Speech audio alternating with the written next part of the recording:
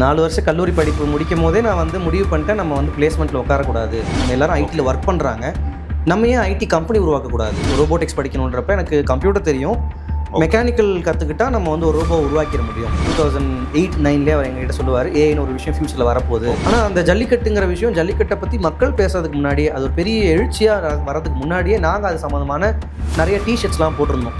கொம்பு வச்ச சிங்கம்டா அப்படின்னு சொல்லிட்டு மெரினா அந்த இடத்துல இருந்தே வந்து எங்களுக்கு கால் பண்ணி எங்களுக்கு ஒரு 200 டிஷர்ட் பண்ணி கொடுங்க அப்படின்வாங்க. எமோஷனல் பீக் நடக்கிறப்பெல்லாம் பார்த்தீங்கன்னா அடுத்து ஒரு பெரிய டிப்பு நான் பார்க்குறேன். ஏன்னா மக்கள் வந்து வெற்றி அடைஞ்சிட்டாங்கல்ல, அந்த வெற்றி கழிப்பில் இருக்கும், அதுக்கு மேலே திரும்ப இன்ட்ரெஸ்ட் வரல. பாண்டியர்கள், சோழர்கள் எல்லாருமே வந்து அந்த இடத்துல ஒரே இடத்துல சந்தித்த இடம் வந்து அந்த முகவை, அந்த முகவூர் அப்படின்ற ஊருன்னு சொன்னாங்க. உலகத்திலேயே ஒன் ஆஃப் த ஸ்கேமிங் கண்ட்ரீஸ்னால் வியட்நாம்னு சொல்லலாம். அவ்வளோ வர்ஸ்டான ஒரு ஸ்கேமிங் நாட்டிலேருந்து வந்து தமிழ்நாட்டில் ஒரு தொழில் நடத்த முடியுதுன்னா நம்ம தமிழ் மக்கள் எவ்வளோ பெருசாக செய்ய முடியும். தமிழ் எக்கனாமி நேயர்களுக்கு வணக்கம். நம்ம தொடர்ந்து பல தொழில்களை பார்த்துட்டு வரோம். இதில் எல்லாருக்கும் ஒரு பிடிச்ச தொழில், தெரிஞ்ச தொழில் அப்படின்னு சொல்லலாம், ஐடி கன்சல்டிங். அதை பற்றி தான் நம்ம இன்னைக்கு பார்க்க போகிறோம். இதை பற்றி விரிவாக பேசுவதற்கு வில்வா நிறுவனத்தின் நிறுவன தலைவர் கோபிநாத் ரவிராஜன் அவர்கள் வந்து நம்ம அரங்குக்கு வந்திருக்கார். வணக்கம் சார். வணக்கம் சார். எப்படி இருக்கீங்க? நல்லா இருக்கு. இந்த மென்பொருள் தயாரிப்பு அப்படிங்கிறது வந்து எல்லாருக்குமே பிடிச்சது. வேலைக்கு போகிறதுக்காகவது அந்த மாதிரியான பெரிய நிறுவனங்களை வந்து அணுகுவாங்க. ஆனால் நீங்கள் அந்த நிறுவனத்தையே அமைச்சிருக்கீங்க. நீங்கள் படித்து வெளியே வந்த உடனே சில ஸ்டார்ட் அப் முயற்சிகள்லாம் பண்ணியிருக்கீங்க, அதையும் நம்ம பேச போகிறோம். ஆனால் இந்த ஐடி கன்சல்டிங்குள்ளே வரணும் அப்படிங்கிறது உங்களுக்கு எப்படி தோணுச்சு? இதை அமைக்கிறது எவ்வளோ எளிமையாக இருந்தது இல்லை கடினமாக இருந்தது? ஏன்னா கடந்த 10-12 வருடமாக நீங்கள் நடத்திட்டு வரீங்க. என்ன மாதிரியான ஒரு ட்ராவல் நீங்கள் இதில் பண்ணியிருக்கீங்க? ஃபர்ஸ்ட் ஆஃப் ஆல் ஒரு ரொம்ப ஜாலியாக தான் நான் இதை வந்து ஆரம்பிக்கணும்னு நினச்சேன். ஓகே. அதாவது ஒரு பள்ளி பருவத்திலேயே எனக்கு வந்து ஒரு தொழில் தொடங்கணும்னு ஆசை. ஏன்னா அப்பா ஒரு பிஸ்னஸ் பண்ணிட்டு இருக்காங்க. ஒரு வேலைக்கு போகணுன்றது வந்து பிரைமரி கோலாக இல்லை எனக்கு. ஏதாவது ஒரு தொழில் பண்ணணுன்றப்ப ஐடி சைடு எனக்கு ஒரு இன்ட்ரெஸ்ட் இருந்துச்சு. கம்ப்யூட்டர்ஸ் ரொம்ப பிடிக்கும். எங்கள் வீட்டில் கம்ப்யூட்டர் கிடையாது, ஆனால் என் கூட படித்த எல்லார் வீட்லேயும் கம்ப்யூட்டர் இருந்துச்சு. ஆனாலுமே அதனாலே நான் வந்து கம்ப்யூட்டர் மேலே ஒரு எக்ஸ்ட்ரா ஒரு ஆர்வம் வந்துச்சு. இந்த ஒரு ஆர்வத்தை பார்த்து என்னுடைய டீச்சர்ஸ் வந்து என்ன பண்ணாங்கன்னா, ஸ்கூலில் வந்து எங்களுக்கு பர்மிஷன் கொடுத்தாங்க. ஸ்கூல் ஹவர்ஸ்க்கு அப்புறம் வந்து கம்ப்யூட்டர்ஸ்லாம் கற்றுக்கிறதுக்கான ஒரு டைம் கொடுத்தாங்க. லேபை வந்து யூஸ் பண்ணுறதுக்கு அலோவ் பண்ணாங்க. இது எந்த வருடம்? இது ஒரு 2007-08. ஓகே, ரொம்ப ரீசெண்டாக தான். ஆமாம். ஸோ நான் +2 படிக்கிறப்ப வந்து இந்த ஆர்வத்தை பார்க்குறாங்க. என்னுடைய கம்ப்யூட்டர் சயின்ஸ் டீச்சர் வந்து இந்த மாதிரி ஒரு வாய்ப்பு கொடுக்குறாங்க. ஸோ அந்த டைம் நாங்கள் என்ன பண்ணுறோன்னா, ஒரு ப்ரோக்ராமிங் பண்ணுறதுக்கான யூட்டிலைஸ் பண்ணிட்டோம். நானும் என் நண்பரும் சேர்ந்து நாங்கள் ப்ரோக்ராமிங் பண்ணுவோம். ஈவினிங் ஒரு செல்ஃப் இன்ட்ரெஸ்ட்டில் நாங்கள் இதெல்லாம் பண்ணிட்டு இருந்தோம். அப்போவே எங்களுக்கு என்ன ஆசைனா, நம்ம படித்து முடிச்சுட்டு ஒரு ஐடி இண்டஸ்ட்ரிக்குள்ளே போகணும், ஐடியில் நம்ம ஒர்க் பண்ணணுன்றது இருந்துச்சு. நிறைய பேர் ஐடியில் ஒர்க் பண்ணுறாங்க, ரொம்ப சக்ஸஸ்ஃபுல்லாக இருக்காங்க லைஃப்ன்றதுலாம் பார்த்தோம். பட் எனக்கு என்னன்னா, கொஞ்சம் டிஃப்ரெண்ட்டாக தான் பண்ணலாமே, நம்ம எல்லாரும் ஐடியில் ஒர்க் பண்ணுறாங்க, நம்ம ஏன் ஐடி கம்பெனி உருவாக்கக்கூடாது? Very good. இப்போ எல்லாரும் பெரிய ஃபாரின் கண்ட்ரியில் போயிட்டு அங்கே போய் ஒரு வேலை செய்கிற இடத்துல நம்ம ஏன் அந்த மாதிரி ஒரு நிறுவனத்தை உருவாக்கக்கூடாது? இது வந்து நீங்கள் படிக்கிற காலத்திலே தோணுச்சா? படிக்கிற காலத்திலே ஒரு +2 படிக்கிறப்ப எனக்கு ஒரு இன்டென்ஷன் வந்துச்சு. நம்ம வந்து கண்டிப்பாக வந்து படித்து முடிச்சுட்டு கல்லூரியெல்லாம் முடிச்சதுக்கப்புறமா கண்டிப்பாக நம்ம ஒரு பிஸ்னஸ் பண்ணணும், அது ஐடி சைடில் இருந்தால் இன்னும் நல்லா இருக்கும்னு சொல்லிட்டு நான் அப்போ ஒரு கம்பெனி பேர்லாம் ஒரு நினச்சி வச்சேன். ஒரு நினைவுகார்த்தமாக இருக்கும். இந்த மாதிரி பேர் இப்போ நீங்கள் பார்த்தீங்கன்னா, அந்த பவர் ரேஞ்சர்ஸ்னு சொல்லிட்டு அந்த நேரத்தில் பார்த்தீங்கன்னா ஒரு பெரிய கார்ட்டூன் வந்து ரொம்ப ஃபேமஸாக இருந்துச்சு. அந்த பீரியடில் வந்து ரொம்ப நாங்கள் என்ஜாய் பண்ணி நிறைய பேர் பைத்தியம் முடிச்சு பார்க்குறாங்க. ஸோ அதில் பார்த்தீங்கன்னா ஒரு ஃபியூச்சரிஸ்டிக்காக ஒரு ரேஞ்சர் இருக்கும். அந்த ரேஞ்சர் பேர் வந்து ஒமேகா ரேஞ்சர்னு ஒன்று இருந்துச்சு. ஸோ அந்த நேமை வச்சு நம்ம வைக்கலாம். ஆப் பேர் வந்து ஒமேகான்னு வச்சிருக்காங்க. ஸோ அந்த பேசிஸில் நம்ம வந்து கொஞ்சம் அதை மாடிஃபை பண்ணி தான் வைக்க முடியுமான்ற மாதிரி பார்த்தோம். ஸோ அதான் என்னுடைய நேமாக இருந்துச்சு. நான் காலேஜ் சேர்றதுக்கு முன்னாடி ஸ்கூல் படிக்கிறப்ப இந்த நேம் அந்த மாதிரி வைக்கணுன்றதா என்னுடைய ஐடியாவாக இருந்துச்சு. அதுக்கப்புறம் காலேஜ் முடிச்சதுக்கு அப்புறமா வந்து எனக்கு ஐடிக்குள்ளே போகிறத விட ஒரு சில ப்ராப்ளம்ஸ் பார்த்தேன். நான் காலேஜில் என்ன படிச்சிங்க? நான் படித்தது வந்து மெக்கானிக்கல் இன்ஜினியரிங். ஓகே. ஆனால் நீங்கள் கம்ப்யூட்டர் மேலே தானே ஈடுபாடாக இருந்தீங்க, மெக்கானிக் படிச்சிங்க? இப்போ கம்ப்யூட்டர் எடுத்துக்கிட்டிங்கன்னா சார், நான் வந்து +2 முடிச்சிட்டப்போ பார்த்தீங்கன்னா ஸ்கூல் டாப்பர். நான் கம்ப்யூட்டரில் நல்ல ஸ்கோர் பண்ணேன். பட் எனக்கு என்னென்னா, கம்ப்யூட்டர்ஸை வந்து நிறைய இடங்களில் கற்றுக்கிறதுக்கான ஆப்பர்ச்சுனிட்டிஸ் இருக்குது. ஃபார் எக்ஸாம்பிள் அந்த நேரத்தில் பார்த்தீங்கன்னா சிஎஸ்சி கம்ப்யூட்டர் சென்டர், NIIT, இந்த மாதிரி இன்ஸ்டியூட்ஸ்லாம் ரொம்ப ரொம்ப சூப்பராகவே வந்து கம்ப்யூட்டர் ட்ரைனிங்கை கொடுத்துட்டு இருந்தாங்க. ப்ரோக்ராமிங்கு அந்த மாதிரி எல்லாமே சொல்லி கொடுத்துட்டு இருந்தாங்க. நெட்வொர்க்கிங்ஸ் என்னெல்லாமோ சொல்லுவாங்க அந்த நேரத்தில். இது எல்லாமே வந்து கற்றுக்கிறதுக்கு நிறையா வந்து சேனல்ஸ் இருக்குது. ஆனால் எனக்கு பார்த்தீங்கன்னா அந்த ஒரு ஃபியூச்சரிஸ்டிக்காக பண்ணணும்னு சொன்னேன்ல. ஸோ அந்த பவர் ரேஞ்சர்லேருந்து வந்த எக்ஸ்பீரியன்ஸில் என்ன தோணுச்சுன்னா, ஏதாவது ஒரு ரோபோட்டிக்ஸ் இண்டஸ்ட்ரியில் ஏதாவது சாதிக்கணும் அப்படின்ற ஒரு இன்ட்ரெஸ்ட்டும் இருந்துச்சு. நான் வந்து ரோபோட்டிக்ஸ் சைடில் நிறைய ஃபாலோ பண்ணேன். அப்போவே ஏன்னா அப்போல்லாம் வந்து நம்ம ரோபோட்ஸ் பற்றி ரொம்ப பேசல. அது ஒரு எதிர்கால ஒரு பிகினிங் ஸ்டேஜ்னு எடுத்துக்கலாம். அந்த ஸ்டேஜில் 2008ங்கிற ஸ்டேஜில் வந்து இதை பற்றி இது ஃபியூச்சர்னு சொல்லிட்டு அப்போ பார்த்தீங்கன்னா அந்த ஜெயபிரகாஷ் காந்திங்கிறவர் வந்து நிறையா பேசுவார். நம்ம ஸ்டூடெண்ட்ஸ்க்குலாம் அடுத்து என்ன படிக்க போறீங்கன்ற மாதிரி அவர் டிவியில் வந்து பேசுவார். அப்போ அவர்லாம் அடிக்கடி சொல்கிற விஷயம் விஷயம் என்னவா இருந்துச்சுன்னா அடுத்த ஃபீல்டு வந்து அடுத்த டிகேட் வந்து ரோபோட்டிக்ஸ். ஓகே. ஸோ அந்த ஃபீல்டில் நீங்கள் படிச்சீங்கன்னா உங்களுக்கு நல்ல வேலை கிடைக்கும்னு சொல்லி சொன்னார். ஸோ அது ஒரு பெரிய ஆர்வத்தை தூண்டுச்சு. கம்ப்யூட்டர் நம்மக்கிட்ட இல்லை, ஆனால் அந்த கம்ப்யூட்டர் நம்மளை மாதிரி சில விஷயங்களை செய்ய முடியுமா அப்படின்ற விஷயம் ரொம்ப ஒரு தாக்கத்தை ஏற்படுத்துறதுனால நான் வந்து என்ன பண்ணேன்னா மெக்கானிக்கல் படிக்கலாம் அப்படின்ற ஒரு இன்ட்ரெஸ்ட் வந்துச்சு. ரோபோட்டிக்ஸ் படிக்கணுன்றப்ப எனக்கு கம்ப்யூட்டர் தெரியும், மெக்கானிக்கல் கற்றுக்கிட்டா நம்ம வந்து ஒரு ரோபோ உருவாக்கிட முடியும். கூட எலக்ட்ரானிக்ஸ் தெரியணும், எலக்ட்ரானிக்ஸ் தெரிஞ்சவங்க யாராவது எடுத்துக்கலாம். பட் நமக்கு இந்த 2 ஸ்கில்லும் இருந்துச்சுன்னா நம்மளால வந்து ஒரு நிறுவனத்தை நடத்த முடியும். அப்படிங்கிறது நீங்க ஒரு படிப்பை தேர்வு செஞ்சிருக்கீங்க. ஏன்னா இந்த காலத்துல கூட பாத்தீங்க அப்படின்னா எங்க வந்து நிறைய வேலை கிடைக்குமோ அந்த இதை நான் வந்து ஜாப் எடுக்கிறேன். இப்போ ஏஐ ரொம்ப ஃபேமஸாக போயிட்டு இருக்கு, எல்லாரும் ஏஐ கோர்ஸ் எடுக்கிறோம் அப்படின்னு சொல்றாங்க. நான் உங்களுடைய விஷயத்த கேட்கும்போது எனக்கு இதெல்லாம் தெரியும், இல்லை தெரியாட்டாலும் நான் வெளியே கற்றுப்பேன், எனக்கு தெரியாதது இது, அதுவும் இது வந்து 10 வருஷத்துல பெரிய அளவில் வரப்போது, நான் இதை கற்றுக்க போகிறேன் அப்படின்னு சொல்லிட்டு ஒரு டிசிஷன் எடுத்தது வந்து ரொம்ப பியூட்டிஃபுல்லாக அது தானாக நடந்துச்சுன்னு சொல்லலாம். ஏன்னா இப்போ நமக்கு தேவையான விஷயங்கள் நமக்கு ஒரு தேடல் இருக்குன்றப்ப அதுக்கான என்விரான்மெண்ட் அமையும்னு சொல்லுவாங்க. ஆனால் உங்களுக்கு என்ன தேடல்? அப்பா என்ன பண்ணிட்டு இருந்தாரு? அப்பா படித்து முடிச்சுட்டு நாக்பூர்லாம் வேலை பார்த்துருக்காங்க. சென்னை வந்துட்டு ஃப்ரெண்ட்ஸோட சேர்ந்துட்டு வந்து இந்த கூலிங் டவர்ஸ் அந்த மாதிரி. எந்த வருஷம் வந்தாங்க சென்னைக்கு? ஐ திங்க் ப்ராப்ளி ஒரு 80s வந்திருப்பாங்க, 85 அந்த ரேஞ்சில் வந்திருப்பாங்கன்னு நினைக்கிறேன். ஸோ அப்போ வந்து அப்பயும் ஒர்க் பண்ணிட்டு இருந்தாங்க. அப்போ வந்து இந்த சிவில் கன்ஸ்ட்ரக்ஷன் சைட்லேயே வந்து டிம்பர் இண்டஸ்ட்ரி. ஸோ டிம்பர் இண்டஸ்ட்ரியில் அப்போ ஒர்க் பண்ணிட்டு இருந்தாங்க. ஒரு 5-6 இயர்ஸ் ஒர்க் பண்ணதுக்கப்புறமா ஒரு 97 வந்து சொந்தமாக கம்பெனி ஆரம்பித்தாங்க. ஓகே. ஸோ ஆரம்பித்தப்போ ரொம்ப சக்ஸஸ்ஃபுல்லாக பண்ணாங்க. ஒரு ஸ்டார்டிங் டேஸில் பார்த்தீங்கன்னா ஒரு அந்த மார்க்கெட்டுன்னு சொல்லுவாங்கல்ல, இப்போ ஒரு இண்டஸ்ட்ரிக்கும் ஒரு மார்க்கெட் இருக்கும். இப்போ மார்க்கெட் சென்னையில் பார்த்தீங்கன்னா சூளைங்கிறது தான் அந்த நேரத்தில் பெரிய மார்க்கெட். ஸோ அந்த மார்க்கெட்டில் அவங்க வந்து அந்த பீரியடில் ஒரு டாப் 5 அங்கே உள்ள கம்பெனிஸ்லேயே, அங்கே உள்ள மெர்ச்சன்ட்ஸ்லேயே டாப் 5ல வந்து இருந்தாங்க. இப்போ கூட லக்ஷ்மி டிம்பர்ஸ்லாம் இருக்குது. ஆமாம், அப்படி பார்க்கலாம். ஆமாம், நிறைய டிம்பர்ஸ் வந்துருச்சு தான். இப்போ நாங்கள் வந்து அஷ்டலக்ஷ்மி டிம்பர்ஸ்னு ஆரம்பித்தாங்க அப்பா. அப்போ அப்பாவை தெரியாத ஆளே கிடையாது இண்டஸ்ட்ரியில், அந்த அளவுக்கு வந்து அந்த நேரத்தில் ஃபேமஸாக இருந்தாங்க. ஒரு 10 இயர்ஸ் ஆல்மோஸ்ட் வந்து நல்லா நடத்திட்டு இருந்தாங்க. ஸோ ஆனால் என்ன மிஸ்டேக் பண்ணாங்கன்னு பார்த்தீங்கன்னா பிஸ்னஸை ஸ்கேல் பண்ணுறது எப்படின்றது தெரியல. ஸோ அந்த இண்டஸ்ட்ரியில் வந்து எல்லாமே வந்து அவங்களே செஞ்சுட்டு இருப்பாங்க. அதனுடைய அக்கௌண்டிங் பார்க்குறது, பர்ச்சேஸ் பார்க்குறது, சேல்ஸ் பார்க்குறது, இன்வென்ட்ரி மேனேஜ் பண்ணுறதுன்னு எல்லாத்துக்குமே வந்து அப்பா தான் டேரெக்டாக இன்வால்வ் பண்ணுவாங்க. சின்ன ஸ்டாஃப்ஸ் வச்சுருப்பாங்க, பட் ஸ்டாஃப்ஸ் வந்து ஒரு ஸ்கேல் பண்ணுற அளவுக்கு அவங்க வந்து கெப்பாசிட்டியில் வச்சுக்கல. ஸோ நான் என்ன புரிஞ்சுக்கிட்டேன்னா நம்ம பிஸ்னஸ் பண்ணுறோன்றப்ப நமக்கு வந்து ஒரு டேலண்ட் இருக்கணும். அந்த டேலண்ட்டை தாண்டி நம்மளுடைய கேப்ஸ் என்னன்றதை ஐடென்டிஃபை பண்ணி அதை ஃபில் பண்ணுறதுக்கான ஒரு டீம் நம்மகிட்ட இருக்கணும். அப்படி ஒரு நல்ல ஒரு பார்ட்னர்ஷிப்போ இல்லை ஒரு நல்ல ஒரு டீமோ நம்மகிட்ட இருந்துச்சுன்னா அந்த பிஸ்னஸ் நம்மளால் ஸ்கேல் பண்ண முடியுன்றது நான் வந்து எங்கள் அப்பா கிட்ட இருந்து கற்றுக்கிட்டேன். படிக்கிற காலத்திலே வந்து எதை படிக்கணும், எப்படி படிக்கணும் அப்படிங்கிற தீர்மானிக்கிற ஒரு விஷயத்தை வந்து நீங்கள் சொன்னீங்க, இதுதான் நான் பண்ண போகிறேன் அப்படின்னு. அப்படியான தேடல் வந்து எப்போ இருக்குன்னா, பொதுவாக நம்ம வந்து ஒரு கஷ்டப்பட்ட ஒரு ஃபேமிலியிலேருந்து வரோம், நம்மளால தான் இந்த குடும்பத்தை வந்து அடுத்த கட்டத்துக்கு கொண்டு செல்லணும் அப்படிங்கும்போது இந்த மாதிரியான ஒரு திடமான ஒரு திட்டம் வந்து பொதுவாக இருக்கும். ஆனால் நீங்கள் ஒரு கிட்டத்தட்ட ஒரு வெல் ஆஃப் ஃபேமிலியில் இருந்து தான் வரீங்க. அப்படி இருக்கும்போது உங்களுடைய அந்த பிரெயின் மேப்பிங் எப்படி நடந்தது அப்படிங்கிறத புரிஞ்சுக்கிறதுக்காக தான் நான் கேட்குறேன். வெளியில இருந்து பார்க்குறப்ப வந்து ஒரு வெல் ஆஃப் ஃபேமிலி மாதிரி தான் தெரியும். இன்ஃபேக்ட் நாங்கள் வந்து ஒரு 2003 வரைக்கும் ரொம்ப நல்ல சுச்சுவேஷன்லேயே இருந்தோம். அப்பா வந்து ஒரு நல்ல ஒரு லைஃப் ஸ்டைல் எங்களுக்கு கொடுத்துருந்தாங்க. நல்ல ஸ்கூலில் படிச்சுட்டு இருந்தோம், நல்ல படிப்பு, நல்ல வீடு, நல்ல ஃபேமிலின்னு சொல்லிட்டு எல்லாமே எங்களுக்கு கிடச்சிச்சு. ஆனால் 2003 அப்பாவுக்கு ஒரு பெரிய டவுன்ஃபால் வந்துச்சு. பிஸ்னஸில் வந்து ஒரு பெரிய டவுன்ஃபால் வந்துச்சு. பிஸ்னஸ் அவ்வளோ பெருசாக போகல. ஸோ அந்த ஸ்டேஜில் வந்து நீங்கள் சொன்ன மாதிரி ஒரு கைண்ட் ஆஃப் ஒரு வறுமைன்னு சொல்ல முடியாது, பட் இருந்தாலும் நாங்கள் வந்து சொந்த வீடை விட்டுட்டு இன்னொரு வாடகை வீட்டுக்கு போய் இருக்கிற சுச்சுவேஷன் வந்துச்சு. என் கூட இருக்க படித்த எல்லா ஃப்ரெண்ட்ஸுமே வந்து வீட்டில் கம்ப்யூட்டர் இருந்துச்சு, ஆனால் எங்கள் வீட்டில் கம்ப்யூட்டர் வாங்கக்கூடிய கேப்பபிலிட்டி இல்லை. ஸோ இந்த மாதிரி ஒரு தேடல் அதிகமாக ஏற்படுத்தக்கூடிய சூழலை வந்து உருவாக்குச்சு. அந்த ஒரு பண கஷ்டங்கிறதும் அந்த சூழலில் உருவாக்குச்சு. அது நீங்கள் சொன்ன மாதிரி அது வந்து எனக்கு வந்து ஒரு ஆர்வத்தை தூண்டுச்சு. நம்ம ஏதாவது பண்ணி சாதிக்கணும், நம்ம அப்பா அம்மாவுக்கு வந்து நல்ல பேர் வாங்கி கொடுக்கணுன்ற ஒரு ஃபீலிங் தான் வந்து அது வரைக்கும் நான் ஒரு ஆவரேஜ் ஸ்டூடெண்ட் தான். எப்போ இந்த சுச்சுவேஷன் ஃபேமிலியில் இருக்கோ நம்ம வந்து பெஸ்ட்டாக இருக்கணும், நம்ம எந்த விஷயத்துலையும் நம்ம பெஸ்ட்டாக வந்துடணும்னு சொல்லிட்டு நான் வந்து +2 படிக்கிறப்போ ரொம்ப நல்லா படிக்க ஆரம்பித்தேன். ரொம்ப காலைல சீக்கிரமாக எழுந்திருவேன். இல்லைனா சாதாரணமாக ரொம்ப 7 மணி எழுந்திக்கிறேன். நான் எக்ஸாம் வர்ற நேரத்தில் காலையில் 4 மணிக்கு எழுந்துச்சி படிக்க ஆரம்பித்தேன். அந்த லாஸ்ட் ஒரு 3 மந்த்ஸுமே வந்து ஒரு 4 மணிக்கு எழுந்துச்சி படிக்க ஆரம்பித்தேன். ஸோ அது எனக்கு பெரிய சக்ஸஸ் கொடுத்துச்சு. ஸோ அதுதான் அந்த நீங்கள் சொன்ன பிரெயின் மேப்பிங்கான காரணம். ஸோ அந்த சுச்சுவேஷன் என்ன ஹெல்ப் பண்ணுச்சு. ஓகே, இப்போ தெரியாத ஒரு மெக்கானிக் இன்ஜினியரிங் படிக்கணும்னு சொல்லிட்டு வந்தீங்க, காலேஜில் எப்படி பெர்ஃபார்ம் பண்ணீங்க? காலேஜ் போனப்போ பார்த்தீங்கன்னா அங்கே நிறைய சேலஞ்ச் இருந்துச்சு. ஏன்னா நான் கம்ப்யூட்டர் சயின்ஸ் படிச்சுட்டு வந்தேன், ஆனால் மெக்கானிக்கல்னு பார்க்குறப்ப அது வந்து ரொம்ப ஹார்ட்வேர் ஓரியன்டாக இருந்துச்சு. நிறைய ஸ்டெப்ஸை புரிஞ்சிக்க முடியல. இன்ஜினியரிங்னு பார்க்கும்போது என்ன ஒரு பெரிய சேலஞ்சாக நான் பார்க்குறேன்னா, இன்றைக்கி இன்ஜினியரிங்கிற இண்டஸ்ட்ரி எப்படி இருக்குன்னு பார்த்தீங்கன்னா நம்மளை வந்து ஒரு வேலைக்கு தயார்படுத்தக்கூடிய ஒரு சிச்சுவேஷனாக மட்டும்தான் எல்லா படிப்புகளுமே இருந்துட்டு இருக்கே தவிர நம்ம ஒரு தொழில் தொடங்குறதுக்கோ இல்லை நம்ம வந்து அதுலேருந்து ஒரு என்டர்பிரைஸ் மைண்ட் செட்டுக்கு போகிறதுக்கோ இல்லை அது வந்து ரிசர்ச் மைண்ட் செட் போகிறதுக்கோ எந்த ஒரு அட்லீஸ்ட் நம்மளுடைய நார்மல் கல்லூரிகள் இல்லை ஐஐடி அப்படின்னு எனக்கு தெரியல.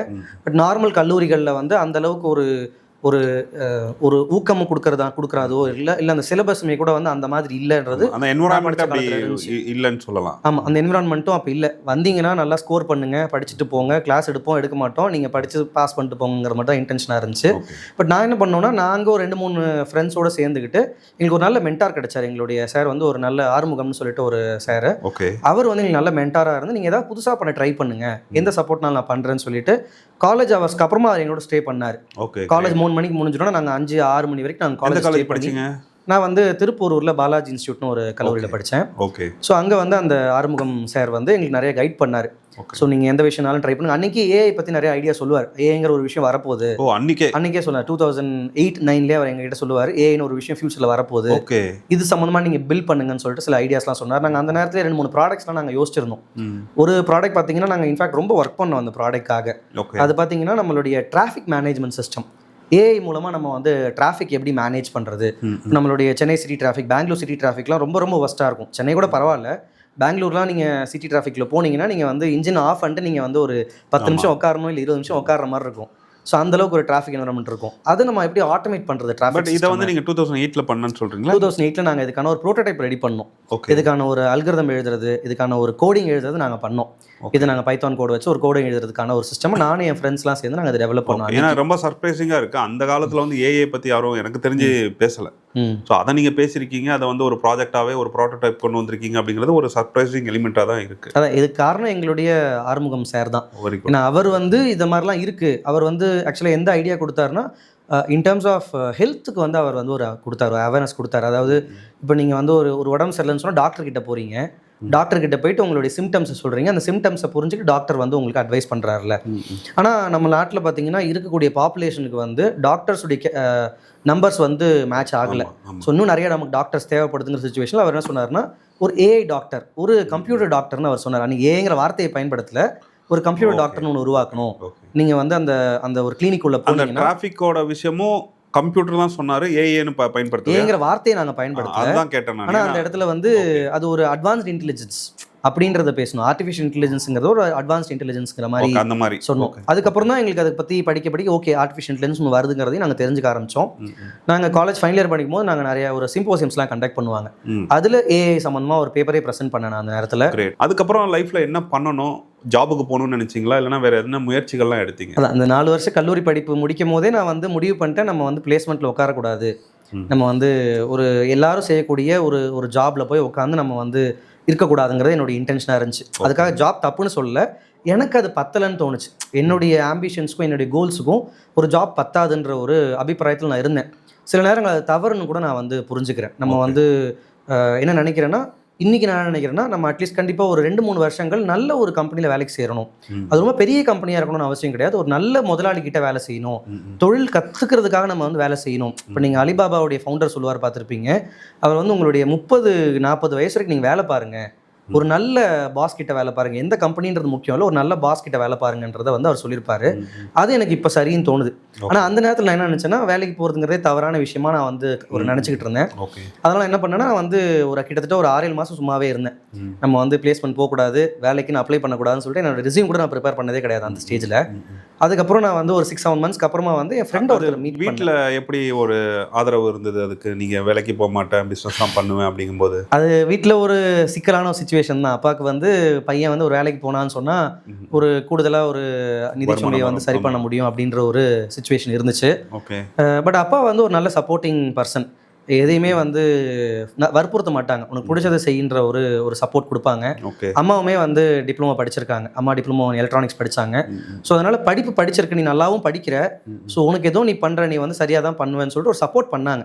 அந்த 7 மாதத்தில் என்னென்ன முயற்சிகள் ஏதாவது பண்ணிகிட்டே இருந்தீங்களா? எப்படி அது அந்த 7 மாதத்துலையுமே ப்ரைமரியாக ஏஐ சைடில் ஏதாவது பண்ண முடியுமா, ஏதாவது ஒரு ரோபோட்டிக் சைடு ஏதாவது ப்ராடக்ட் பண்ண முடியுமா அப்படின்ற மாதிரி நாங்கள் வந்து ரிசர்ச் பண்ணிட்டு இருந்தேன்.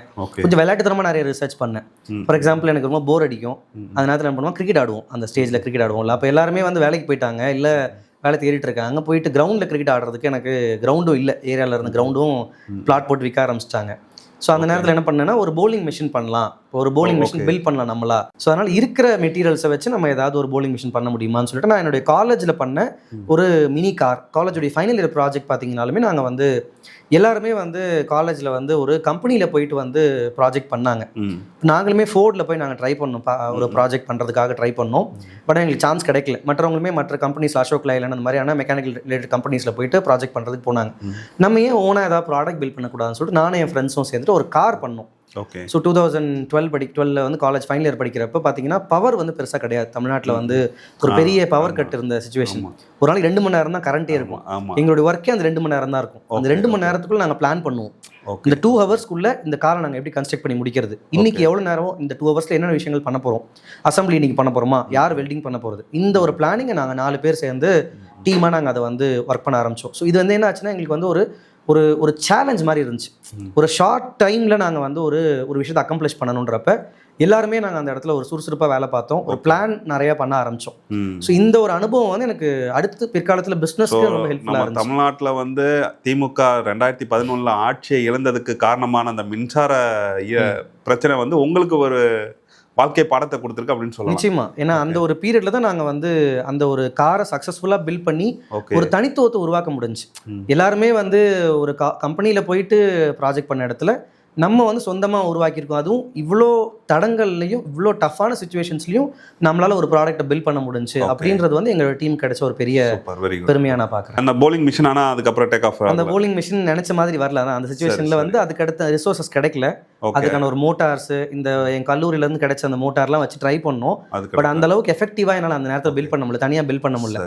ஸோ அப்போ தான் நான் புரிஞ்சுட்டேன் டீம் எஃபர்ட்டும் முக்கியம். நம்ம எல்லாமே தனியாக பில்ட் பண்ணுற அளவுக்கு நம்ம அவ்வளோ பெரிய எக்ஸ்பர்ட் கிடையாது. நமக்கு சில டேலண்ட் இருக்குது.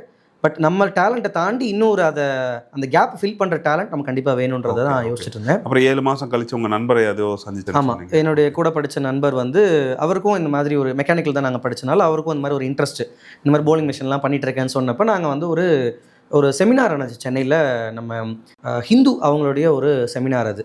ஸோ ஹிந்துவில் நீங்கள் அட்வர்டைஸ் பண்ணுங்க அப்படின்னு சொல்லிட்டு அவங்க வந்து கொடுத்துருந்தாங்க. அந்த செமினார் நாங்கள் போய் பார்த்தோம். ஸோ அங்கே பார்த்தீங்கன்னா தமிழ்நாட்டுடைய பெரிய பெரிய பிஸ்னஸ் எல்லாம் வந்திருந்தாங்க ஹிந்துவில் அட்வர்டைஸ்மெண்ட் கொடுக்கறதுக்காக. நாங்கள் வந்து பிஸ்னஸும் பண்ணல, ஒரு சாதாரண காலேஜ் முடிச்ச ஜஸ்ட் பாஸ்ட் அவுட் ஸ்டூடெண்ட்ஸு. நாங்கள் போய் அட்டென்ட் பண்ணப்போ எங்களுக்கு ஒரு ஆர்வம் வந்துச்சு, எனக்கும் வந்துச்சு, அவருக்கும் வந்துச்சு. நம்ம ஏதாவது ஒரு ப்ராடக்ட் பில்ட் பண்ணலான்னு யோசிச்சப்போ அப்போ எங்களுடைய காமன் ப்ராப்ளம்ஸை நாங்கள் பார்த்தேன். அவருக்கு ரொம்ப நல்லா அழகாக கவிதைலாம் வந்து சொல்லுவாப்பில் என்னுடைய ஃப்ரெண்டு வைரமுத்து, அந்த மாதிரி நிறையா அவங்களுடைய இதெல்லாம் வசனங்கள்லாம் படிப்பார்.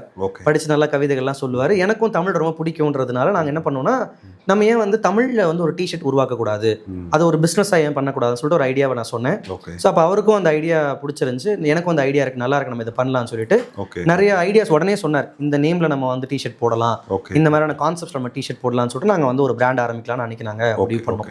ஸோ அந்த ஒரு மீட்டிங் தான் எங்களுடைய ஒரு டேர்னிங் பாயிண்ட்னு சொல்லலாம். அதுலேருந்து ஒரு 2 நாளில் திரும்ப நாங்கள் மீட் பண்ணி அதுக்கான ஒரு அடுத்த கட்ட நகர்வுகளை செய்ய ஆரம்பிச்சோம். ஓகே, என்ன பிராண்ட்ல ஆரம்பிச்சீங்க? தமிழ்ல டிஷர்ட் தயாரிக்கணும் அப்படின்னு நினைக்கிறப்ப பாத்தீங்கன்னா தமிழோட வார்த்தைகள்லாம், ஆமா, தமிழ்ல வாசகங்கள் போட்டு திருக்குறள் போட்டு இல்ல பாரதியாருடைய கவிதைகள் போட்டு நம்ம வந்து டிஷர்ட் பண்ணணும்ன்றது எங்களுடைய நோக்கமா இருந்துச்சு. ஏன்னா அந்த நேரத்தில் என்னன்னு பாத்தீங்கன்னா நிறைய கெட்ட வார்த்தைகள் போட்டுலாம் கூட டிஷர்ட்ஸ்லாம் வந்து மார்க்கெட்ல இருந்துச்சு. FCK அப்படின்லாம் போட்டிருப்பாங்க, உங்களுக்கு புரியும்னு நினைக்கிறேன். ஸோ அந்த மாதிரி வார்த்தைகள்லாம் வந்து ஒரு வல்கரான வார்த்தையை கூட டிஷர்ட்ல போட்டு ஒரு பையனோ பொண்ணோ தைரியமா வந்து சொசைட்டில சுத்துறப்ப நம்ம ஒரு நல்ல ஒரு விஷயத்தை நம்ம ஏன் வந்து பண்ணக்கூடாது? அப்போ நம்ம ஆரம்பிக்கிற பிஸ்னஸ் உடைய பேரும் தமிழில் தான் கண்டிப்பாக இருக்கணும்னு சொல்லிட்டு நிறைய பேர் பார்த்தோம். வாகை அப்படின்னு நிறையா பேர்கள்லாம் பார்த்துட்டு இருந்தப்போ இப்போ இலவம்ங்கிற ஒரு பேரை நாங்கள் வச்சோம். 3 பேர் பார்ட்னர்ஸாக சேர்ந்து பண்ணோம். நான் வந்து அதனுடைய டெக்னாலஜியை பார்த்துக்கிட்டேன். இன்னொரு பார்ட்னர் வந்து இந்த ஸ்கிரிப்ட், தமிழ் ஸ்கிரிப்டெல்லாம் வந்து பார்த்துக்கிறது ஒருத்தர் பார்த்துக்கிட்டாரு. இன்னொரு பார்ட்னர் யுவராஜ்னு ஒரு பார்ட்னர், அவர் வந்து இதனோட டிசைனிங் பார்த்துட்டார். அவருக்கு நல்லா டிசைனிங் வரும், அவர் டிசைனிங்கும். லெனின்ங்கிறவர் வந்து இந்த கவிதைகள்லாம் நல்லா சொல்கிறனால அவர் வந்து அந்த ஸ்கிரிப்ட்ஸ் கான்செப்ட்ஸை எடுத்துக்கிட்டாரு. இதுக்கான ஒரு முன்னோட்டமாக இப்போ நம்ம வந்து ஒரு பிஸ்னஸ் ஆரம்பிக்கணும் முடிவு பண்ணிட்டோம். டிஷர்ட்டை திருப்பூரில் போய் நம்ம வந்து வாங்கிக்கலாம் இல்லை செஞ்சுக்கலான்ற ஒரு வாய்ப்பு இருந்துச்சு. ஆனால் அது விற்கணுன்றப்ப நம்ம வந்து ஒரு கடை போட்டு விற்கிற ஐடியா எங்ககிட்ட கிடையாது, ப்ளஸ் ஃபினான்ஷியல் ஸ்டேட்டஸும் அப்போ கிடையாது. அப்போ என்ன யோசிச்சோன்னா நம்ம ஆன்லைனில் விற்கலாம் அப்படின்னு சொல்லிட்டு அப்போவே 2012 காலேஜ் முடிச்சுட்டு நாங்கள் 2012 செப்டம்பரில் நாங்கள் சந்திக்கிறோம். சரி, சந்திச்சுட்டு நாங்கள் 2012 அக்டோபரில் இந்த பிராண்ட் ஆரம்பிக்கிறோம். ஓகே, அதாவது இந்தியாவில் வந்து அமேசான் ஃப்ளிப்கார்ட் வர்றதுக்கு முன்னாடி நீங்கள் வந்து இ காமர்ஸில் வரீங்க. ஆமாம், சரி. அந்த நேரத்தில் ஃப்ளிப்கார்ட்டுக்கு முன்னாடி பார்த்தீங்கன்னா ஐ திங்க் ஒரு பிராண்ட் இருந்துச்சு, டாடா அக்வயர் பண்ணியிருந்தாங்க, ஸ்னாப்டீல். ஓகே. ஸ்னாப்டீல் தான் வந்து ஃப்ளிப்கார்ட்டுக்கு முன்னாடி இருந்த ஒரு சக்ஸஸ்ஃபுல் பிராண்டு. ஆனால் ஸ்னாப்டீல் வந்ததுக்கப்புறம், ஃப்ளிப்கார்ட் வந்ததுக்கப்புறம் ஃப்ளிப்கார்ட்டுக்கும் ஸ்னாப்டீலுக்கும் தான் போட்டியாக இருந்துச்சு. ஆனால் அமேசான் வந்ததுக்கப்புறம் ஸ்னாப்டீலால் நிற்க முடியல. அமேசான் வந்து அவங்களையும் தூக்கி சாப்பிட்டதுக்கப்புறமா ஸ்னாப்டீல் வந்து ஆல்மோஸ்ட் வித்துட்டாங்க. ஸோ அந்த ஒரு அனுபவம் அதெல்லாம் பார்த்தனால நாங்கள் என்ன பண்ணோம்னா, சொந்தமாக நாங்கள் ஒரு இ-காமர்ஸ் வெப்சைட் ஆரம்பிக்கணும் அப்படின்னு சொல்லிட்டு நாங்கள் யோசித்தோம். அப்போ நாங்கள் அந்த ஒரு வெப்சைட்டை நாங்கள் வந்து நானே டெவலப் பண்ண அந்த நேரத்தில் எனக்கு தெரிஞ்ச ஒரு கோடிங் நாலேஜை வச்சு நாங்கள் அன்றைக்கி ஒரு பேசிக்கான ஒரு வெப்சைட் டெவலப் பண்ணோம். ஆளுக்கு 30,000 போட்டு ஒரு 1 லட்ச ரூபாக்குள்ளே நம்ம வந்து முதலீடு போட்டு ஆரம்பிக்கலாம்னு நினச்சோம். ஆனால் அந்த 1 லட்ச ரூபா போடுறது கூட எங்ககிட்ட பணம் இல்லை. நான் வந்து வெறும் ஒரு 10,000 தான் எங்கள் அப்பா கிட்ட அப்பா கிட்ட ஒரு முதலீடாக வாங்கி ஒரு 10,000 முதலீடாக நான் போட்டேன். என் நண்பர்கள் வந்து ஒரு ஸ்டேஜில் 30,000 முதலீடாக கொண்டு வந்துட்டாங்க. நான் வந்து உழைப்பு தான் நிறைய முதலீடாக கொடுத்தேன். ஸ்டார்டிங் ஸ்டேஜில் இருந்து எல்லா நாளும் வேலை செஞ்சோம். 7 நாள், ஒரு இரவு பகல்னு பார்க்காம, ஒரு சண்டே, ஒரு எந்த ஒரு ஹாலிடேவும் கிடையாது. எல்லா நாளும் நாங்கள் வந்து உழைச்சிக்கிட்டே இருந்தோம். ஸோ அப்படி எங்களுடைய ஃபஸ்ட்டு சேல் வந்து நாங்கள் ஒரு வாரம் 2 நாளில் நாங்கள் எங்களுக்கு கிடச்சிச்சு. ஸோ அதுலேருந்து ஒரு ஃபஸ்ட்டு 1 இயர் ரொம்ப ஸ்ட்ரகிள் பண்ணோம். பிஸ்னஸ் நாங்கள் எதிர்பார்த்த அளவுக்கு சக்ஸஸ்ஃபுல்லாக போகல. ஆனால் 2வது வருஷத்தில் ஒரு பெரிய பிரேக் த்ரூ கிடச்சிச்சு. 2வது வருஷத்தில் பார்த்தீங்கன்னா ஒரு 2014 நினைக்கிறேன், 14 வந்து எங்களை பற்றி வந்து ஒரு நாணயம் விகடனில் கவர் பண்ணாங்க. ஓகே. ஸோ இந்த மாதிரி புதுசாக ஒரு முயற்சி பண்ணுறாங்க, பட்டதாரி இளைஞர்கள் வந்து புதுசாக ஒரு முயற்சி பண்ணுறாங்கன்னு சொல்லிட்டு எங்களை வந்து அந்த ஆர்டிக்கல் கவர் பண்ணியிருந்தாங்க.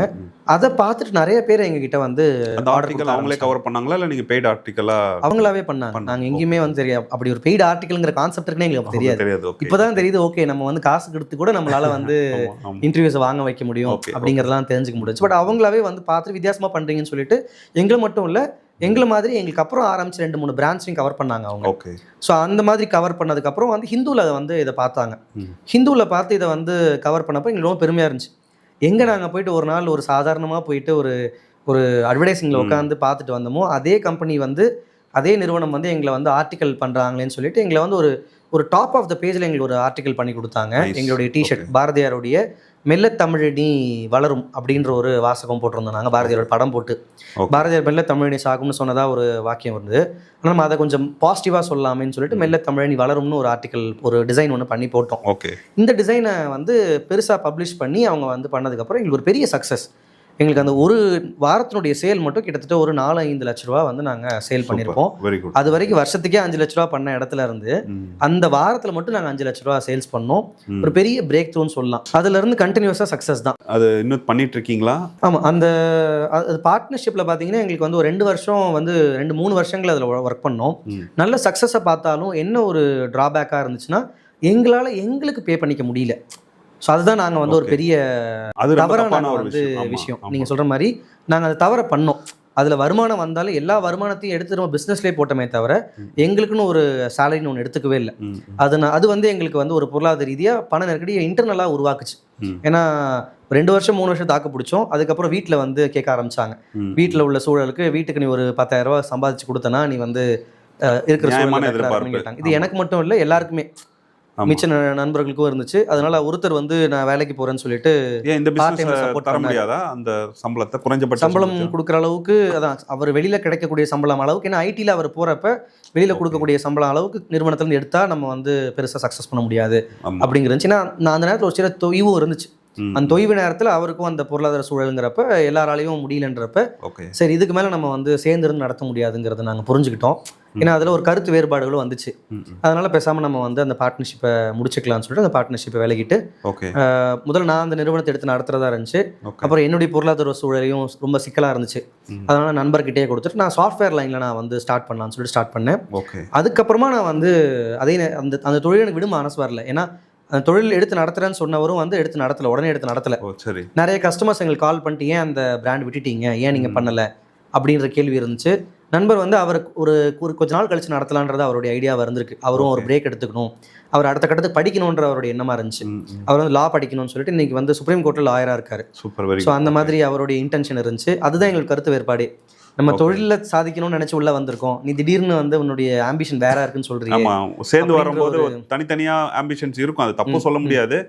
பட் அதை ஒரு காமன் பிளாட்ஃபார்முக்குள்ள கொண்டு வந்தா தொழில் வந்து வெற்றி அடையும், இல்லைன்னா இந்த மாதிரி தான். அப்போ அந்த பிராண்ட் நின்றுடுச்சு அதுக்கப்புறம். அந்த ஸ்டேஜில் அந்த பிராண்ட் வந்து நாங்கள் நிப்பாட்டுற மாதிரி இருந்துச்சு. ஓகே. அவர் எடுத்து நடத்துறதுக்காக அவர்கிட்ட கொடுத்துட்டேன்.